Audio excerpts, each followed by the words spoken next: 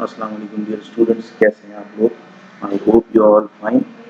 आज हम एमसीक्यूज करेंगे और चैप्टर है फिजिक्स ऑफ सॉलिड्स। न्यूमेरिकल्स हम पहले ही कर चुके हैं, तो आज बारी है एमसीक्यूज की। तो लेट्स स्टार्ट। एमसीक्यू नंबर 1 में कह रहे हैं कि the property of a body by virtue of which it tends to regain its original size and shape when the applied force is removed। ठीक है, क्या कह रहे हैं कि अगर कोई भी एक ऑब्जेक्ट है, कोई भी बॉडी है, अगर हम उस पर फोर्स लगाते हैं, ठीक है, और फोर्स लगाने के बाद जब हम फोर्स रिमूव करते हैं, ठीक है, फोर्स लगाएंगे तो उसका शेप और साइज चेंज होगा, लेकिन जब हम फोर्स रिमूव करते हैं तो वापस वही अपने ओरिजिनल शेप और साइज पे आ जाता है।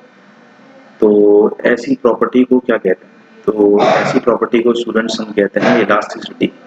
तो इलास्टिसिटी क्या होती है कि जब फोर्स रिमूव करें हम किसी भी ऑब्जेक्ट में से, वो अपनी ओरिजिनल साइज और शेप को रिगेन कर ले, तो this kind of property is known as elasticity. MCQ number 2 देखते हैं। Substance which can be stretch to cause large strain. क्या कह रहे हैं कि वो सब्सटेंस जिसमें ज़्यादा स्ट्रेन्स प्रोड्यूस होती हैं। स्ट्रेन कैसे कहते हैं? चेंज इन लेंथ या चेंज इन वॉल्यूम। ठीक है, ज़रा सी हमने स्ट्रेस लगाई, ज़रा सी फोर्स लगाई, और उस ज़रा सी फोर्स लगाने पे उनके अंदर ज़्यादा चेंज पैदा हो रहा है, ज़्यादा लेंथ में चेंज आ रहा है, ज़्यादा वॉल्यूम में चेंज आ रहा है। ऐसे सब्सटेंस को हम कहते हैं इलास्टोमर्स। क्या कहते हैं स्टूडेंट्स? इलास्टोमर्स। ठीक है जी, आगे चलते हैं। If the load is increase beyond the point. आपको पता है कोई भी इलास्टिक चीज़ हो तो वो एक हद तक हम फोर्स लगाएंगे तो वो खींचेगी, उसके बाद उसका शेप और साइज दोनों चेंज हो जाएंगे। ठीक है, ये कह रहे हैं कि if the load is increase beyond the point, अगर आप वेट बढ़ाते रहे और उस पॉइंट से भी आगे चले गए जहाँ पे इसका जो शेप है चेंज हो जाएगा, the strain increases rapidly for even a small change in stress. तो कह रहे हैं कि फिर आप पॉइंट से अगर आगे गए और ज़रा सा भी आप फोर्स लगाएंगे, ज़रा से भी स्ट्रेस लगाएंगे, तो स्ट्रेन जो होगा फौरन होगा, वो रैपिड स्ट्रेन होगा इसके अंदर। तो वो कौन सा पॉइंट है? तो वो इसका आंसर है पॉइंट नंबर बी। ठीक है, यील्ड पॉइंट। यील्ड पॉइंट क्या होता है कि वो पॉइंट जहाँ पे हम ज़रा सी फोर्स लगाने पे ज़्यादा हमें स्ट्रेन मिले, ज़्यादा चेंज आए, ऐसे पॉइंट को हम कहते हैं यील्ड पॉइंट। ठीक है जी। एमसीक्यू नंबर 4 देख। 4 में कह रहे हैं the reciprocal of bulk modulus is compressibility. बिल्कुल ठीक है, इसका एक एमसीक्यू, इसका एक न्यूमेरिकल भी है कि रेसिप्रोकल और बल्क मॉडुलस में क्या रिलेशन है। तो इन दोनों का इन्वर्स रिलेशन है। तो यहाँ लिख सकते हैं कि ये कहते हैं बल्क मॉडुलस जो होता है वो कंप्रेसिबिलिटी का क्या होता है? रेसिप्रोकल होता है। ये फॉर्मूला भी है। ठीक है जी, इसका करेक्ट ऑप्शन है कंप्रेसिबिलिटी। नेक्स्ट देखते हैं, which of the following statement is wrong. अब ये कह रहे हैं इज और आर रॉन्ग। एक भी रॉन्ग हो सकती है, एक से ज़्यादा भी रॉन्ग हो सकती है। Hollow shaft is much stronger than a solid of the same length and same mass. ये कह रहे हैं कि एक हॉलो शाफ्ट है, ठीक है जी, और एक शाफ्ट है सॉलिड शाफ्ट। हॉलो पता है आपको सेंटर से सर्कुलर होता है, फिर इस तरह से ये हॉलो शाफ्ट मैंने बनाया, जिस तरह से बेरिंग होता है बाइक में लगा होता है व्हील्स में, तो ये हॉलो शाफ्ट है। अगर इस अच्छा, ये कह रहे हैं कि ज़्यादा स्ट्रॉन्गर होता है सॉलिड शाफ्ट से, लेंथ दोनों की सेम करते हैं और मास दोनों का सेम रखते हैं।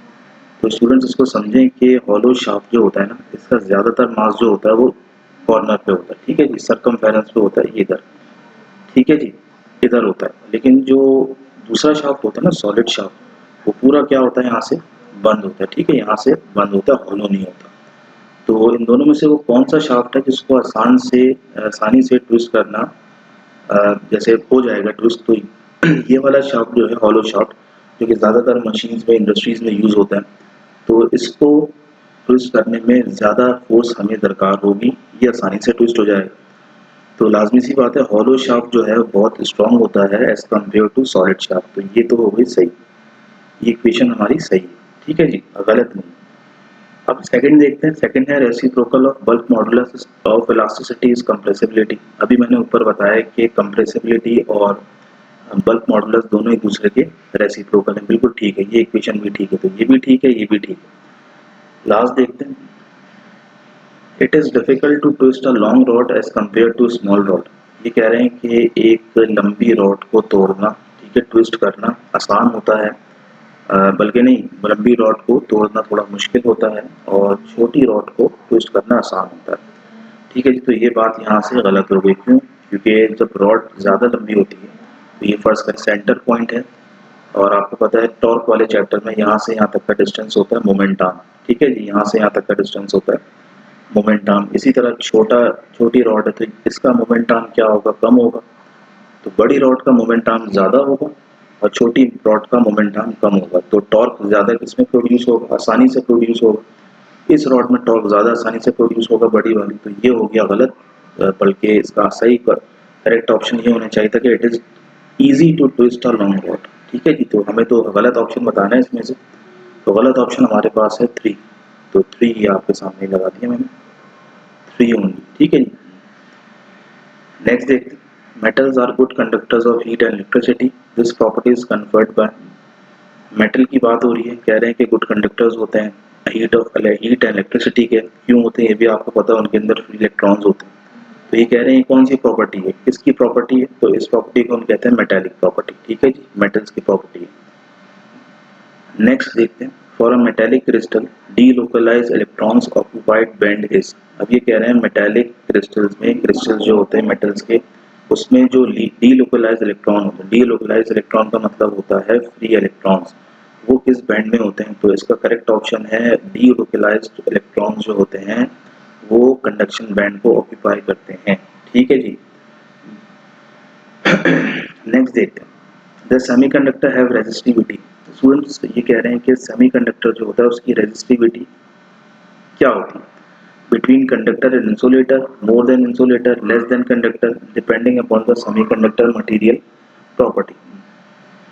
तो आपको पता है सेमीकंडक्टर क्या होता है, ठीक है जी, सेमी का मतलब होता है हाफ और कंडक्टर का मतलब होता है कंडक्ट करने वाला, तो इसका मतलब जो सेमीकंडक्टर की जो रेजिस्टिविटी है वो क्या होनी चाहिए, वो बिटवीन कंडक्टर एंड इंसुलेटर होनी चाहिए, समझे, वो कंडक्टर भी होता है हाफ और हाफ इंसुलेटर भी होता है, हाफ रेजिस्टिविटी कंडक्टर की ले लें और हाफ रेजिस्टिविटी इंसुलेटर की ले लें, ठीक है जी। नेक्स्ट देखते हैं, a ferromagnet substance become a permanent magnet when it is placed in the magnetic field because, ये कह रहे हैं कि एक फेरोमैग्नेट है, उसको हमें परमानेंट मैग्नेट बनाना है, तो हम इसको क्या करेंगे, मैग्नेटिक फील्ड में रखेंगे और वो पूरा परमानेंट मैग्नेट बन जाएगा, ठीक है जी। ऐसा क्यों होगा, पढ़ लेते हैं options, all the domains get oriented in the direction of magnetic field, all the domain get oriented in the direction opposite to the direction of the magnetic field, domains get oriented randomly, domains are not affected by the magnetic field। इसका जो correct option है students, ये कह रहे हैं कि जिस direction में मैग्नेटिक फील्ड होगी ना, उसी डायरेक्शन में उसके अंदर जो एटम्स होंगे ना, उसके अंदर जो इलेक्ट्रॉन्स होंगे वो अलाइन हो जाएंगे, ठीक है जी, वो ओरिएंटेड हो जाएंगे। तो उसका करेक्ट ऑप्शन है A, all the domains get oriented in the direction of the magnetic field, ठीक है जी, मैग्नेटिक फील्ड की डायरेक्शन में तमाम जो है अलाइनमेंट हो जाएगी और ये परमानेंट मैग्नेट बन जाएगा। लास्ट देखते हैं, इसको थोड़ा ऊपर कर लेते हैं। लास्ट क्या कह रहे हैं, identify methods to demagnetize a ferromagnet. अब ये कह रहे हैं फेरोमैग्नेट के अंदर से मैग्नेटिज्म की प्रॉपर्टी को खत्म करना, मतलब फेरोमैग्नेट को वापस नॉर्मल बना देना, ये कैसे हो सकता है, बाय कूलिंग, हीटिंग और सबमर्जिंग इन वाटर, ठंडा करें या गर्म करें या फिर पानी में उसको डुबो दें। सेकेंड है by heating, hammering and spinning it in external magnetic field, by hammering, heating and rubbing with cloth, by cooling, submerging in water और rubbing with cloth। इसका जो करेक्ट ऑप्शन है स्टूडेंट्स वो है, अच्छा क्लोथ का तो यहाँ जिक्र नहीं करना चाहिए था क्योंकि क्लोथ से कुछ डीमैग्नेटाइज नहीं होता कोई भी फेरोमैग्नेट, तो ये तो ऑटोमेटिकली गलत होगा दोनों, ठीक है। अब तीसरा, पहला और दूसरा रहेगा, इसमें कौन सा करेक्ट ऑप्शन है, ये करेक्ट ऑप्शन है स्टूडेंट्स बी वाला, क्योंकि ये बहुत आसान है। हीटिंग करने से क्या होगा या हैमरिंग करने से क्या होगा, जो अलाइनमेंट है एटम्स की वो ख़राब हो जाएगी, तो हीटिंग करें या फिर हैमरिंग करें, इन दोनों से कोई भी फेरोमैग्नेट डीमैग्नेटाइज हो जाएगा। और आखिर में है spinning it in an external magnetic field, ferromagnet को आप किसी भी स्ट्रॉन्ग मैग्नेटिक फील्ड में रखें कुछ देर तक, तो वो फौरन ही क्या बन जाएगा, एक नॉर्मल बन जाएगा, उसके अंदर सब मैग्नेटिक प्रॉपर्टीज खत्म हो जाएंगी। तो करेक्ट ऑप्शन है इसका बी, ठीक है जी। फिजिक्स ऑफ सॉलिड्स के न्यूमेरिकल्स लेवल के एमसीक्यूज हम कर चुके हैं, तो मिलते हैं नेक्स्ट वीडियो में, टिल देन अल्लाह हाफिज़।